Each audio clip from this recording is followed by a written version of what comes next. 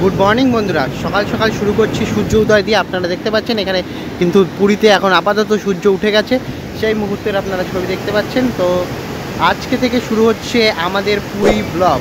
তো continue Puri blog. আমাদের এর আগে একদিনের ট্যুর ছিল, তো আজকে এবার প্রত্যেকটা জায়গায় ঘুরে দেখাবো। তো দেখবো কোনটা আমাদের মধ্যে সেরা সেরা জায়গা রয়েছে। তো চলুন বেশি দেরি না করে ভিডিওটা শুরু করা যায়। এদিকে গেলে পুরীর মন্দির, আর এদিকে গেলে আপনার পড়বে স্বর্গদ্বার। আর ঠিক তার বাঁ হাতে ছোট্ট করে লেখা রয়েছে সিদ্ধ বকুল। এই সিদ্ধ বকুলে আজ আপনাদের নিয়ে যাব এবং জানাবো এই সিদ্ধ বকুলের ইতিহাস। এখানে হরিদাস ঠাকুর নিত্য 3 লক্ষ হরিনাম জপ করতেন। 1 লক্ষ হরিনাম তিনি উচ্চ স্বরে গাইতেন গাছপালা এবং পাখিদের জন্য, আর 1 লক্ষ হরিনাম তিনি মৃদু স্বরে বা নিম্ন কণ্ঠে গাইতেন কীট পতঙ্গদের জন্য, আর 1 লক্ষ হরিনাম তিনি তার নিজের জন্য জপ করতেন রোজ। জগন্নাথ দেবকে নিত্য সকালে নিমের দাঁতন দেওয়া হয়।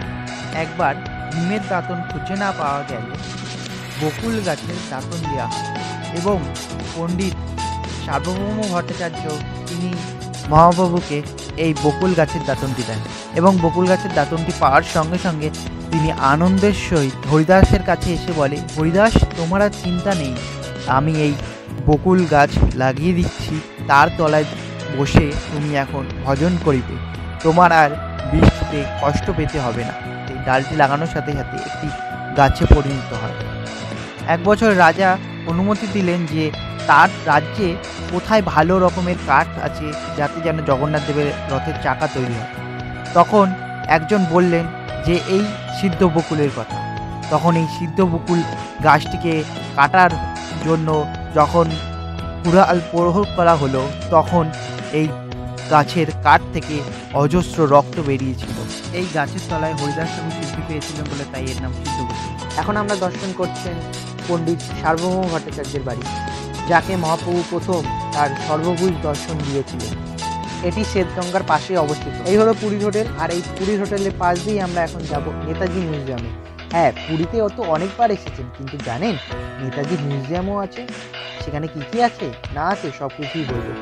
আর নেতাজি সুভাষচন্দ্র বসু কিন্তু এই উড়িষ্যায় এই পুরীতে কিন্তু ছিলেন, কারণ আমরা সকলেই জানি নেতাজি সুভাষচন্দ্র বসু বিভিন্ন জায়গায় বিভিন্ন আত্মগোপন করেছিলেন। এইখানেও সেরকমই একটি মিউজিয়াম তৈরি করা হয়েছে, মানে নেতাজির বাড়িটাকে পুনঃসংরক্ষণ করা হয়েছে উড়িষ্যা সরকারের মাধ্যমে, এবং সেটিকে এখন নেতাজি মিউজিয়াম নাম দেওয়া হয়েছে। আর আমরা এখন গুটি গুটি পাই সেই নেতাজি মিউজিয়ামের দিকে এগিয়ে আসছি। পুরীর হোটেল এর পাশ দিয়ে সরু রাস্তায় মিনিট 5 হাঁটা পথে কিন্তু আপনারা পাবেন এই নেতাজি মিউজিয়াম। এই যে আপনারা দেখতে পাচ্ছেন নেতাজি মিউজিয়ামের বাইরের অংশ। আমরা আর কিছুক্ষণের মধ্যে নেতাজি মিউজিয়ামের ভেতরে প্রবেশ করব এবং দেখাবো ভেতরে কি কি আছে। তো আস্তে আস্তে আমরা এখন প্রবেশ করছি। এবার আমরা আস্তে আস্তে গেট দিয়ে প্রবেশ করছি। আপনারা সকলেই আসবেন এই নেতাজি মিউজিয়ামে। এখানকার প্রবেশ মূল্য মাত্র 10 টাকা। টিকিট কেটে কিন্তু আপনারা ভেতরে ঢুকতে পারেন। এই সেই সাদা রঙের বাড়ি, এখন সেটি সাদা রং করে দেওয়া হয়েছে। আগে কিন্তু এটি লাল রঙের ছিল এবং সামনে কিন্তু নেতাজির একটি মূর্তি আপনারা দেখতে পাচ্ছেন। এবার আমরা আস্তে আস্তে প্রবেশ করব। এখানে নেতাজির বিভিন্ন সময়ের ছবি, চিঠি এবং বিভিন্ন সময় যে নেতাজি তাদের সাথে দেখা করেছিলেন সেই সমস্ত দৃশ্য ফুটিয়ে তোলা হয়েছে খুব সুন্দরভাবে। এখানে কিন্তু ছবি রাখা রয়েছে বিভিন্ন সময় নেতাজির ছোটবেলা, রাজনীতির জীবন, পরিবারের জীবন কাহিনী সমস্ত কিছু এখানে কিন্তু আপনারা আসলে অবশ্যই দেখতে পারবেন। হ্যাঁ, এটা আমরা অনেকেই জানতাম না নেতাজি যে মিউজিয়াম পুরীতে রয়েছে, তাই অবশ্যই এবার কিন্তু নেতাজি মিউজিয়ামে অবশ্যই আসবে, পুরীতে আসবে। এবার আমরা চলে যাচ্ছি আমাদের সকলের প্রিয় গুপ্ত বৃন্দাবন। হ্যাঁ, পুরীতে কিন্তু গুপ্ত বৃন্দাবনও আছে। আপনি মাত্র 100 টাকা অটো ভাড়া দিয়ে কিন্তু এই গুপ্ত বৃন্দাবনে চলে আসতে পারেন।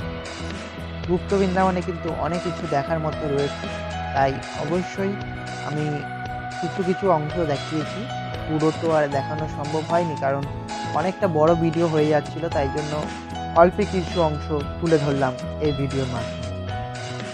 তাহলে এবার কিন্তু পুরী আসলে অবশ্যই আপনাকে আসতে হবে এই গুপ্ত বৃন্দাবনে। আর এখানে কিন্তু অনেক কিছুই রয়েছে, আর এখানকারও কিন্তু রয়েছে টিকিট মূল্য। মাত্র 10 টাকার টিকিট মূল্য দিয়ে কিন্তু আপনি এই গুপ্ত বৃন্দাবনে প্রবেশ করতে পারেন।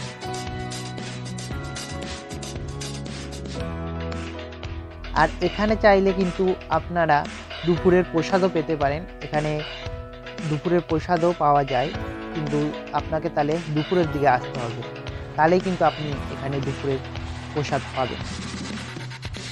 তাছাড়া এখানে দেখার মতো রয়েছে ইন্দ্রদুম্ন সরোবর, মান সরোবর, এইরকম বিভিন্ন ধরনের সরোবর রয়েছে। অন্য একদিন জানাবো এই সব কিছু সরোবরের কাহিনী এবং কি তার বিস্তারিত। আজকের ভিডিওটা এইটুখানি। ভিডিওটা ভালো লাগলে লাইক, শেয়ার এবং কমেন্ট করতে ভুলবেন না। আর দেখা হচ্ছে নেক্সট ভিডিওতে। ততক্ষণের জন্য ভালো থাকুন, সুস্থ থাকুন আর ভালো রাখুন।